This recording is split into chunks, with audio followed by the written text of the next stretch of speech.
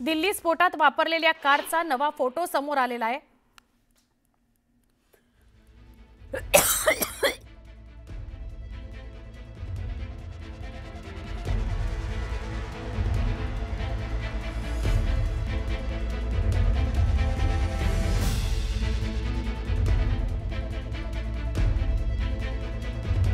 क्षमा करा, तर बातमी अशी आहे की ही जी कार होती जी आधी पार्किंग मध्ये होती आणि त्यानंतर सिग्नलवर गेली आणि तिथे तिचा ब्लास्ट झाला, तर ही कार पार्किंगला ठेवण्याआधी याचं सीसीटीव्ही फुटेज समोर आलंय। ही कार जी आहे यामध्ये कोण व्यक्ती बसला होता तो सुद्धा थोडासा आपल्याला दृश्यांमध्ये दिसतोय। ही आपण बघूया कार।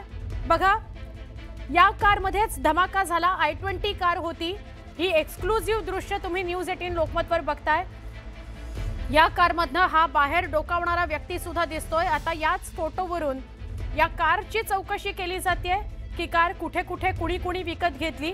अनेकांनी ती विकत घेतली होती। त्याचा फरीदाबाद, त्याचं पुलवामा कनेक्शन समोर आलेलं आहे आणि या व्यक्तीची आता माहिती काढली जाते का हा व्यक्ती नेमका कोण होता, पार्किंग मध्ये त्यानेच गाडी ठेवली का दुसऱ्या कोणी ठेवली, स्फोटक आधीच गाडीमध्ये होती का नव्हती, हे सगळं आता तपासलं जात आहे।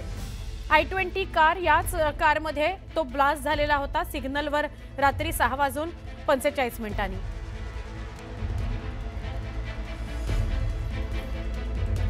तर ज्या दिल्ली स्फोटानं सगळा देश हादरला त्यात वापरल्या गेलेल्या हुंदाई I-20 कारचं पुलवामा कनेक्शन सुद्धा समोर आलंय आणि खळबळ उडालेली आहे। या कारचं रजिस्ट्रेशन हे हरियाणाचं होतं। HR-26CF 7674 असा या हरियाणाचा कारचा नंबर होता।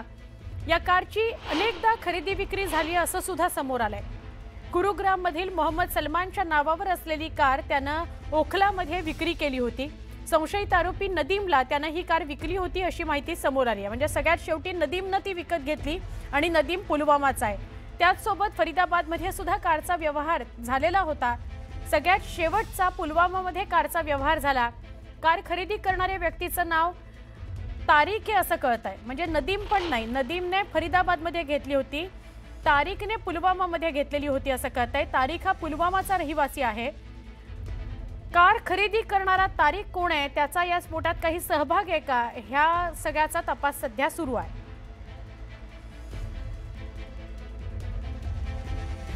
दिल्लीतील लाल किल्ला मेट्रो स्टेशन जवळ एका कारमध्ये हा ब्लास्ट झाला आणि यात 9 जणांचा मृत्यू झाला।